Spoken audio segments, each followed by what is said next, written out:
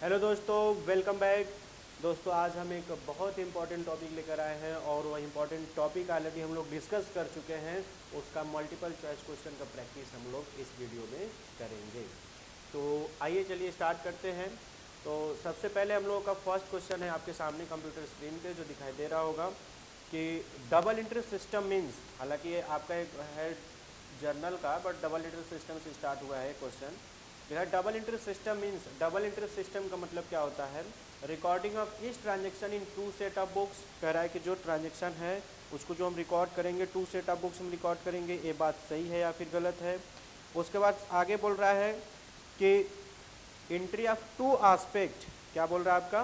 Entry of two aspect of every transaction. कह रहा है कि हर एक ट्रांजेक्शन के दो आस्पेक्ट होते हैं। लिखा है कि two entry is one set of books. कह रहा है कि एक सेट ऑफ बुक्स में दो एंट्री करने होते हैं। Entry in two real account, तो कहने मतलब ये है आपकी बात।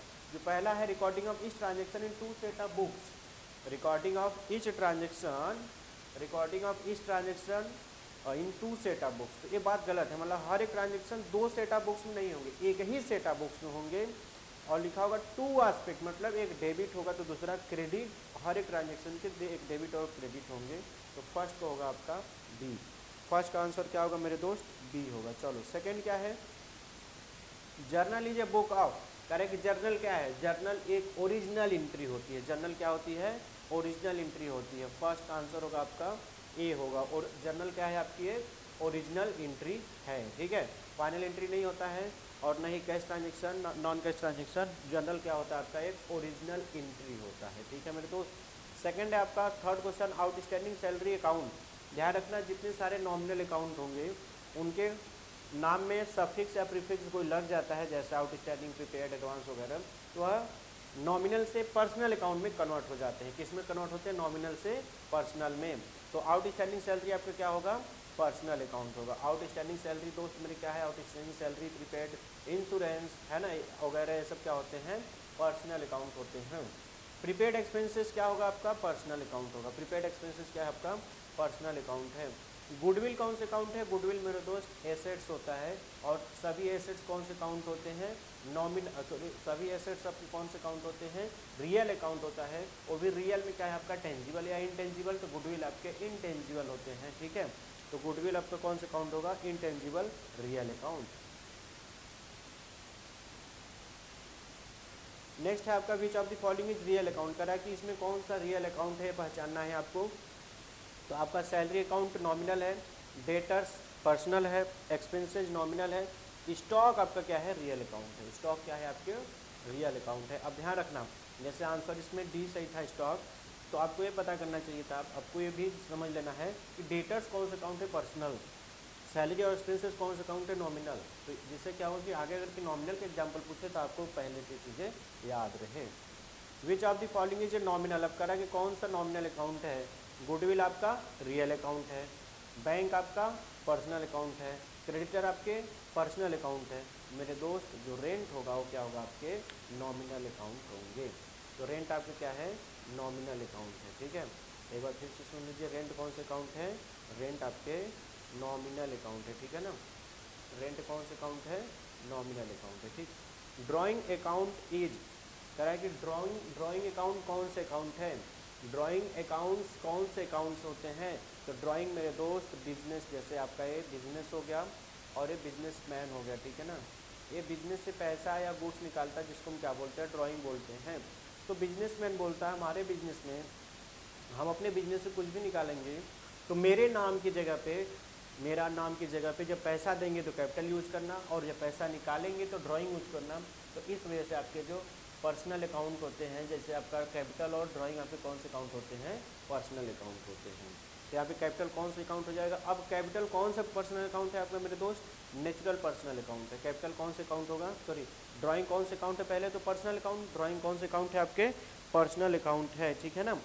अब कह रहा है कि नेक्स्ट क्वेश्चन है आपका कैपिटल अकाउंट क्या है? कैपिटल भी पर्सनल अकाउंट है, लेकिन पर्सनल में तीन होते हैं, एक नेचुरल पर्सनल, एक आर्टिफिशियल पर्सनल, एक representative personal.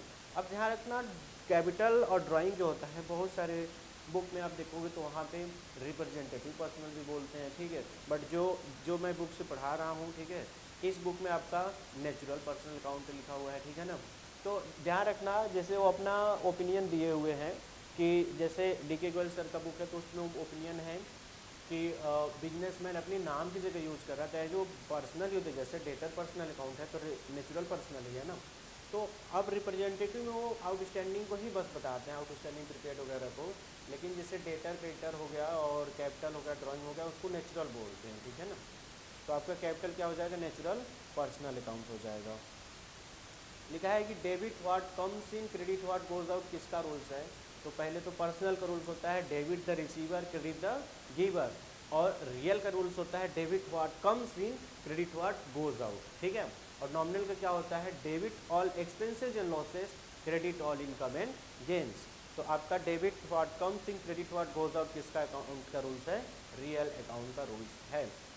Debit the receiver, credit the giver, देखो इसके पहले जस्ट हम लोगों ने डिस्कस किया, तो डेबिट द रिसीवर और क्रेडिट द गिवर का आंसर होगा personal account.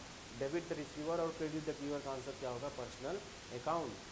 Outstanding expenses, outstanding expenses आपके कौन होते हैं, तो आर्टिफिशियल मतलब जो मैन मेड होते हैं, जैसे बैंक, फर्म, कंपनी वगैरह, ठीक है, टाटा स्टील, रिलायंस कंपनी वगैरह, जो फर्म कंपनी वगैरह का नाम होगा वो आर्टिफिशियल रिप्रेजेंटेटिव होंगे, ठीक है ना, सॉरी आर्टिफिशियल पर्सनल होंगे। रिप्रेजेंटेटिव जैसे तुम्हारा आउटस्टैंडिंग प्रीपेड है ना, जो रिप्रेजेंट कर रहा है, तो यहाँ पे आपको क्या होगा, आउटस्टैंडिंग में रिप्रेजेंटेटिव पर्सनल अकाउंट होगा। Rule of debit the expenses, losses and credit the income and gains, इस किसमें होता है आपका, नॉमिनल अकाउंट का। Debit all expenses and losses, credit all income and gains किसका होता है, नॉमिनल अकाउंट का होता है। अब नेक्स्ट आपका example of personal account, personal account के एग्जांपल क्या है, तो अब यहाँ पे 4 दिया तो चारों को हम समझ लेंगे क्या होता है, आंसर तो एक सही होगा, वो अलग बात है, लेकिन चारों के बारे में समझ लेंगे। जैसे आपका सेल्स कौन से अकाउंट है मेरे दोस्त, नॉमिनल अकाउंट है। सेल्स कौन से अकाउंट है, नॉमिनल। इंटरेस्ट नॉमिनल अकाउंट है। गुडविल रियल अकाउंट है। एक्रूड इंटरेस्ट, ध्यान रखना इंटरेस्ट नॉमिनल है लेकिन एक्रूड इंटरेस्ट वही हो जाएगा, तो वो कौन से अकाउंट हो जाएंगे, पर्सनल अकाउंट हो जाएंगे। कौन से अकाउंट हो जाएंगे दोस्त, पर्सनल अकाउंट हो जाएंगे। नेक्स्ट आपका example of natural personal account, bank आपका क्या है, आर्टिफिशियल पर्सनल अकाउंट है। ड्राइंग आपका क्या है, नेचुरल पर्सनल अकाउंट है। आउटस्टैंडिंग क्या है, आउटस्टैंडिंग रेंट क्या होता है, रिप्रेजेंटेटिव पर्सनल है। दिल्ली यूनिवर्सिटी क्या है आपके, दिल्ली यूनिवर्सिटी आपके आर्टिफिशियल पर्सनल अकाउंट है। तो इसमें पूछा था आपका नेचुरल पर्सनल, तो आपका ड्राइंग्स क्या हो जाएगा, नेचुरल पर्सनल अकाउंट होगा। नेक्स्ट है आपका example of artificial personal account, करा कि आर्टिफिशियल पर्सनल अकाउंट जैसे बैंक, फॉर्म, कंपनी वगैरह। कैपिटल आपका natural personal, debtor natural personal, prepaid prepaid आपका क्या हो जाएगा, रिप्रेजेंटेटिव हो जाएगा। तो बैंक अकाउंट आपका क्या हो जाएगा, आर्टिफिशियल पर्सनल अकाउंट होगा। बैंक आपके कौन से अकाउंट होंगे, आर्टिफिशियल पर्सनल अकाउंट होंगे। Example of representative personal account, अब कह रहा है कि रिप्रेजेंटेटिव पर्सनल अकाउंट के एग्जाम्पल बता। अब ध्यान रखना, यहाँ पे एमसीक्यू का प्रैक्टिस चल रहा है, यह टॉपिक का वीडियो ऑलरेडी बन चुका है। अगर आप वीडियो देखकर आओगे तब आपको एमसीक्यू बहुत ज़्यादा समझ में आएगा, ठीक है। तो पहले आप जाओ डबल एंट्री सिस्टम और जर्नल का जो वीडियो बन चुका है उसको आप देख कर आओगे तो आपको ज़्यादा क्लियर समझ में आएगा। Example of representative personal account में जैसे आपका आउटस्टैंडिंग हो जाएगा, ये रिप्रेजेंटेटिव है। प्रीपेड आपके रिप्रेजेंटेटिव है। एक्रूड आपके रिप्रेजेंटेटिव है। तो इसमें आंसर क्या होगा, all of the above. Representative क्या होंगे, all of the above. Next है क्वेश्चन आपका, purchase of goods from Raghu for cash will be credited to. कह रहा है कि purchase of goods from Raghu for cash, ध्यान रखना गुड्स परचेज कर रहे हैं रघु से और कैश। तो जब हम कोई गुड्स है ना परचेज करेंगे या सेल करेंगे, कोई मशीनरी परचेज या सेल करेंगे, उसमें बिजनेसमैन का नाम, मतलब जो जिसे परचेज या सेल करे उसका नाम भी दिया हुआ है और कैश भी दिया हुआ है, तब वहाँ पे नाम का कोई मतलब नहीं रह जाता मेरे दोस्त। वहाँ पे नाम का कोई मतलब नहीं रह जाएगा। वहाँ पे किससे मतलब क्या एंट्री हो जाएगा, purchase account debit to cash. यहाँ पे रघु से कोई मतलब नहीं होगा क्योंकि ट्रांजेक्शन हमने नगद कर दिया। हम किस अपने डायरी में अपने बिजनेस में उसका नाम कब लिखेंगे, या तो पैसा उनको देना होगा या तो पैसा उनसे लेना होगा तभी लिखेंगे, मतलब उधारी होगा तब। नगद ट्रांजेक्शन में उनका नाम नहीं। हाँ, अगर हम पहले उधारी बेच चुके हैं फिर वो पैसा हमको बस देने आएंगे तब उनका cash account debit to debtor का नाम लिखेंगे। उसी तरीके से हम किसी को से उधारी खरीदें, उनको बाद में बस पैसा पेड करेंगे तब उनका नाम लिखेंगे। लेकिन जैसे हम सैलरी पेड करें, गुड्स नगद खरीदे, गुड्स नगद बेचे, ठीक है, इस केस में नाम का मतलब नहीं रह जाता है। तो एंट्री हो जाएगा purchase account debit to cash. तो किसको क्रेडिट करोगे आप? कैश को क्रेडिट करोगे। तो किसको क्रेडिट करोगे? कैश को। Purchase of machine for cash will be debited. कह रहा है कि मशीन खरीदेंगे उधारी, तो ध्यान रखना जब अगर हम गुड्स परचेज करते तो परचेज अकाउंट लिखते, बट अगर हम कोई एसेट्स परचेज करेंगे तो उस एसेट्स का नाम होगा तो आपका क्या लिखा जाएगा? Purchase account debit to, sorry machinery account debit to cash. तो डेबिट किसको करने के लिए बोला है मेरे दोस्त? तो डेबिट किसको करोगे? मशीनरी अकाउंट डेबिट हो जाएगा। ठीक है, चलो 20 क्वेश्चन है आपका कंप्यूटर स्क्रीन पे। 20 नंबर का क्वेश्चन आपके सामने है और वह पूछ रहा है कि आप लोग कैसे हो। 20 नंबर क्वेश्चन पूछ रहा है कि आप लोग कैसे हो। देखो कितना अच्छा है क्वेश्चन, भी आप लोगों का हाल चाल पूछ रहा है। ठीक है, क्वेश्चन जो है आपसे पूछ रहा है कि आप लोग भी कैसे हो। ठीक है, इतना अच्छा क्वेश्चन है कि जो आपका हाल चाल भी ले रहा है। चलो क्वेश्चन नंबर 20 है, cash withdraw. Cash withdraw by proprietor for personal use will be credited to. क्या क्रेडिट करने के लिए बोल रहा है? कह रहा है कि कैश हम विड्रॉ करेंगे तो किस अकाउंट को क्रेडिट करेंगे? अगर हम कैश विड्रॉ करेंगे तो एंट्री हो जाएगा drawing account debit to cash. Entry क्या होगा? Drawing account debit to cash होगा। तो हम किसको विड्रॉ करेंगे मेरे दोस्त? हम विड्रॉ करेंगे, सॉरी हम किसको क्रेडिट करेंगे? Drawing account debit to cash. ठीक है, एंट्री क्या हो जाएगा? ड्राइंग। तो किसको क्रेडिट कर रहे हैं हम? कैश अकाउंट को। Goods taken by proprietor for personal use. कह रहा है कि गुड्स टेक कर रहा है प्रोप्राइटर पर्सनल यूज के लिए। किसके लिए कर रहा है? अपने खुद के यूज के लिए, पर्सनल यूज के लिए। तो हम उसको क्या बोलेंगे? ड्राइंग बोलेंगे। ठीक है ना। कोई बिजनेसमैन अपने पर्सनल पर्पस से गुड्स अगर के यूज कर रहा है तो उसको हम क्या बोलते हैं? जनरली उसको हम ड्राइंग के नाम से जानते हैं। उसको किस नाम से जानते हैं? ड्राइंग के नाम से जानते हैं। No entry is made in the books of account of. कह रहा है कि कोई भी एंट्री नहीं किया जाएगा किसका? कैश डिस्काउंट की एंट्री करेंगे, डिस्काउंट रिसीव करेंगे उसको भी एंट्री करेंगे, डिस्काउंट देंगे तो उसको भी एंट्री करेंगे, बट जो ट्रेड डिस्काउंट होगा उसकी एंट्री नहीं किया जाता। यहाँ पे जो डिस्काउंट रिसीव और डिस्काउंट अलाउड है वहाँ पे माना जाएगा, एज्यूम किया जाएगा कि वह कैश डिस्काउंट है। ठीक है, तो ध्यान रखना कैश डिस्काउंट का एंट्री तो किया जाता है बट ट्रेड डिस्काउंट का एंट्री नहीं किया जाता है। कैश डिस्काउंट का पर्पज़ होता है जल्दी से पैसा रिसीव करे या तो जल्दी पैसा पेमेंट करने का पर्पज़ से दिया जाता है, और जो आपका और ट्रेड डिस्काउंट होता है सेल इंक्रीज करने के पर्पज़ से दिया जाता है। नेक्स्ट क्वेश्चन आपका, goods sold to mister Dhoni. Goods sold to mister Dhoni for cash will be debited to. करा कि गुड्स सोल्ड करेंगे मिस्टर धोनी को, किस अकाउंट को डेबिट करोगे? ध्यान रखना गुड्स है, धोनी है और कैश है। ठीक है, तो गुड्स सोल्ड करेंगे जब नगद तो उसमें नाम का कोई मतलब नहीं हो जाएगा। यहाँ पे धोनी तो ऐसा नहीं तो धोनी का नाम लिख देंगे। यहाँ पे गुड्स सोल्ड करेंगे तो cash account debit to sales होगा। तो किस अकाउंट को डेबिट करोगे मेरे दोस्त? कैश अकाउंट को। किसको करोगे? कैश अकाउंट को। तो एंट्री क्या हो जाएगा? 23 का आंसर क्या होगा? डी होगा। 24 है, computer purchase for office use should be debited. कह रहा है कि कंप्यूटर परचेज करेंगे ऑफिस के यूज के लिए, तो कंप्यूटर मेरा क्या है? एक एसेट्स है। कंप्यूटर क्या है? मेरा एक एसेट्स है। तो एंट्री क्या हो जाएगा? Computer account debit, sorry office की इक्विपमेंट में चला जाएगा तो office equipment account debit to cash. Entry क्या होगा? Office equipment account debit to cash. तो किस अकाउंट को डेबिट करोगे? ऑफिस इक्विपमेंट के लिए करोगे, मतलब वो ऑफिस से रिलेटेड है। वही पर ओनली लिखा होता है कंप्यूटर परचेज किए हैं और ये नहीं बताया होता आपको कि ऑफिस के लिए कैसे है, तब ओनली एंट्री करते हैं आप computer account debit to cash करते हैं। Which account will be credited on the giving the goods as charity. जब हम कोई गुड्स सैंपल में देते हैं, एज ए चैरिटी में देते हैं, एज ए डोनेशन में देते हैं, तब हमको किस अकाउंट को क्रेडिट किया जाता है मेरे दोस्त? परचेज अकाउंट को क्रेडिट किया जाता है। किसको क्रेडिट किया जाता है? परचेज। परचेज कब कब क्रेडिट होता है? जब हम परचेज को ट्रांसफ़र करेंगे ट्रेडिंग अकाउंट में तब परचेज क्रेडिट होगा। जब गुड्स जल जाएगा या फिर थेफ्ट हो जाएगा तब परचेज क्रेडिट होगा। जब हम गुड्स को सैंपल में या चैरिटी में या डोनेशन में देंगे तब हम परचेज को क्रेडिट करेंगे। ठीक है ना। तो यहाँ पे किस अकाउंट को क्रेडिट करोगे? परचेज अकाउंट को। ठीक है ना। तो सर यहाँ पे हम लोग किस अकाउंट को क्रेडिट करेंगे? परचेज अकाउंट को क्रेडिट करेंगे। On taking goods for personal use.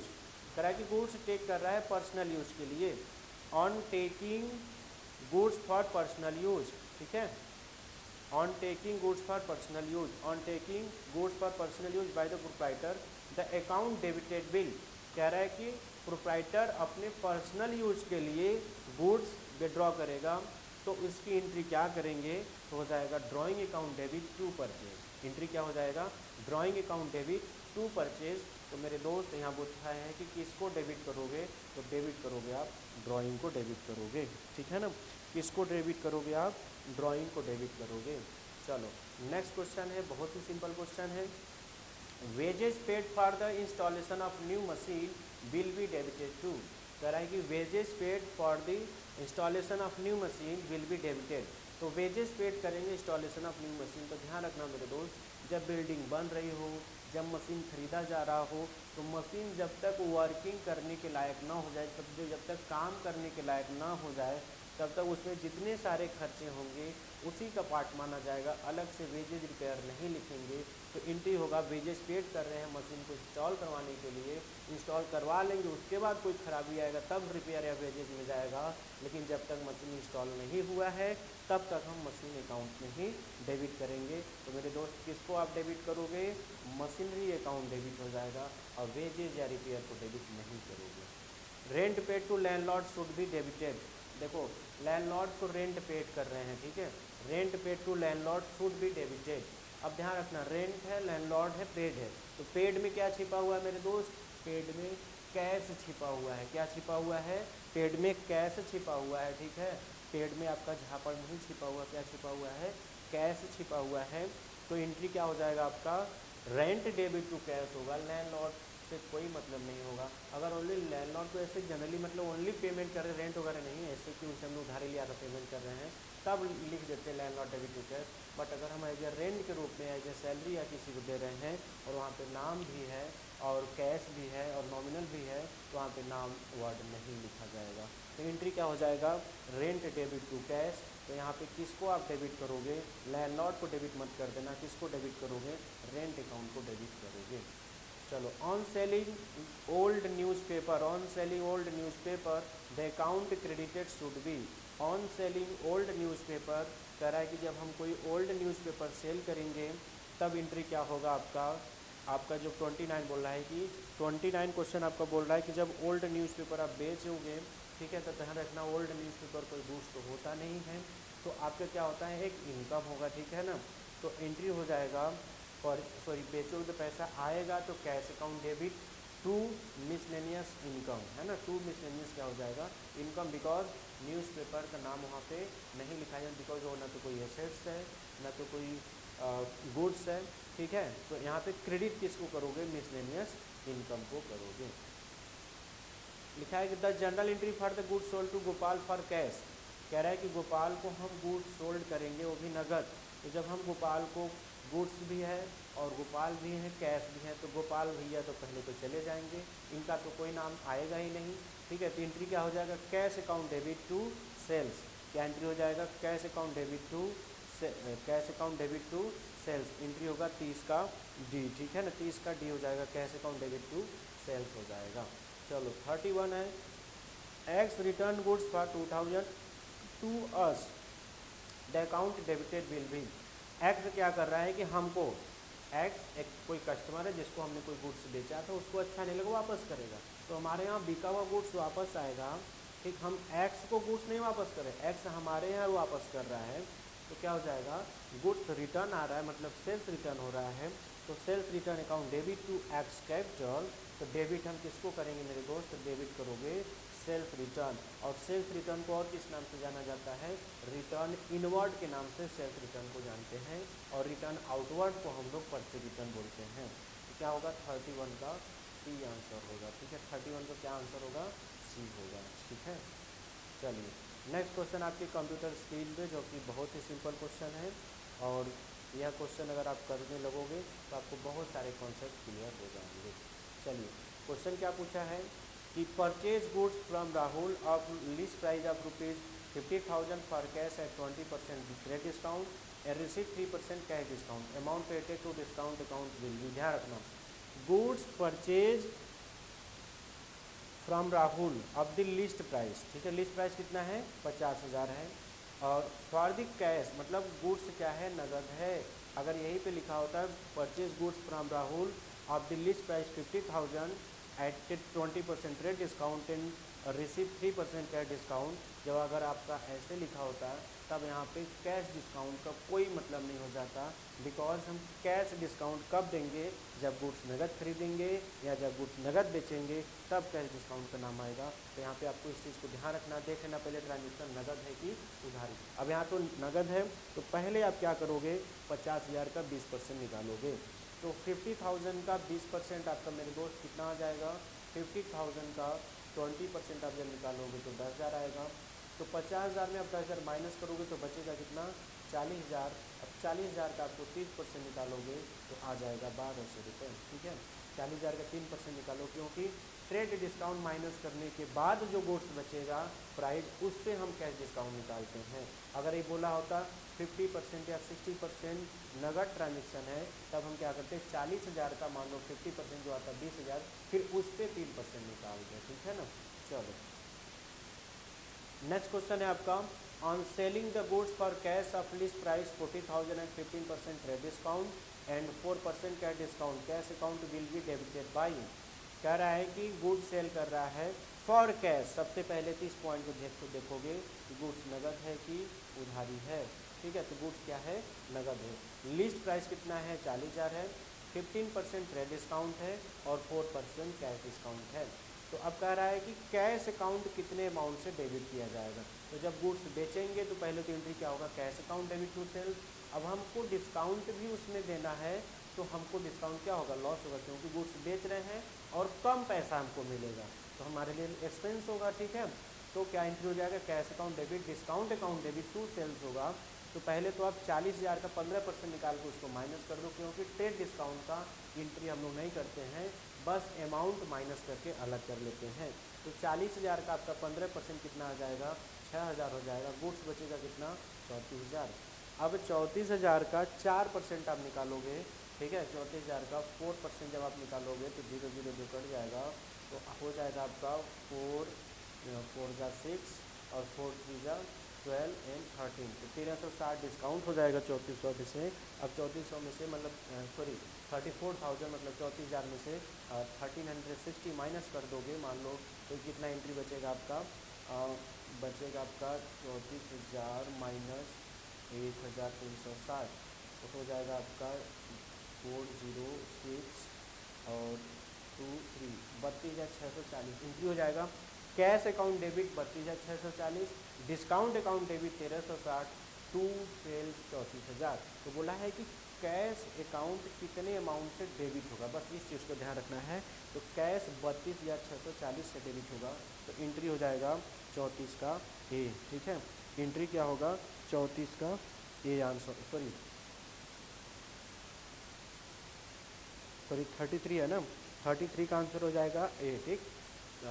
32,640। चलो नेक्स्ट क्वेश्चन आपके कंप्यूटर स्क्रीन पे है, वह क्वेश्चन क्या है, बॉट मतलब खरीदना, bought goods for cash for ₹1,00,000 at 20% trade discount 2% cash discount, entry will be. ध्यान रखना, पहले तो गुड्स खरीदा है नगद, ये क्लियर हो गया, गुड्स खरीदा है नगद खरीदा है। बॉट गुड्स फॉर कैश 1,00,000 का, तो 1,00,000 में सीधे आप 20% माइनस करो, बचेगा आपका कितना, 80,000। 1,00,000 में आप 20% माइनस करोगे तो बचेगा कितना, 80,000। फिर 80,000 का 2% आप निकालोगे तो आ जाएगा आपका 1,600, 1,600 आएगा। तो अब 80,000 रुपये में देखो, पहले तो 1,00,000 का 20% माइनस कर दोगे बचेगा 80,000, फिर 80,000 का 2% कितना आ जाएगा 1,600, 1,600 माइनस करोगे तो बचेगा 78,400, कितना बचेगा 78,400। तो गुड्स खरीदे हो तो 80,000 लिखोगे, purchase account debit 80,000, to cash 78,400, to discount 16,000 तो अब यहाँ पे बोला है कि एंट्री क्या होगा, एंट्री हो जाएगा परचेज अकाउंट डेबिट 80,000, ठीक है, टू कैश 78,400, टू डिस्काउंट 1600, ठीक है ना। यहाँ पे क्रेडिट कैश बाय इतना है और डिस्काउंट क्रेडिट होगा 1600, तो एंट्री हो जाएगा आपका 34 का सी, ठीक है। एंट्री क्या होगा, purchase account debit 80,000, to cash 78,400, to discount 1,600।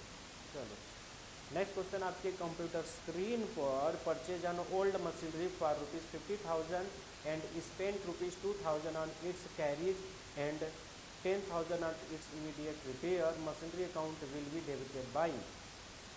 अब कह रहा है कि कोई ओल्ड मशीन खरीदे हैं 50,000 रुपये पे और उन्होंने 2,000 रुपये उस पर भाड़ा लगा दिया, कैरेज लगा दिया लाने का, एंड 10,000 रुपये उसको रिपेयर कराने के लिए दिया। तो मेरे दोस्त जब तक मशीन वर्किंग कंडीशन में नहीं आ जाती उसमें जितने सारे खर्चे किए जाएंगे मशीन अकाउंट में ही चार्ज किए जाएंगे। तो टोटल 62,000 से मशीन को क्या किया जाएगा, डेबिट किया जाएगा। मशीनरी अकाउंट डेबिटेड कितने अमाउंट से होगा मेरे दोस्त 62,000, बिकॉज 50 और 2 कितने होते हैं 52 और 10 62,000 60 35 का आंसर क्या हो जाएगा सी।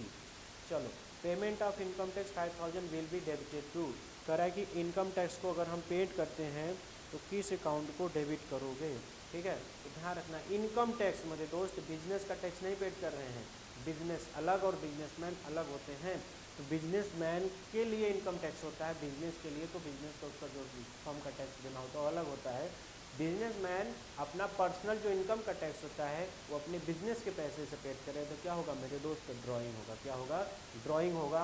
तो किस अकाउंट को आप डेबिट करोगे, drawing account debit to cash हो जाएगा। सिंपली क्या हो जाएगा, किस अकाउंट को डेबिट करना था मेरे दोस्त तो ड्राइंग अकाउंट को डेबिट किया जाएगा।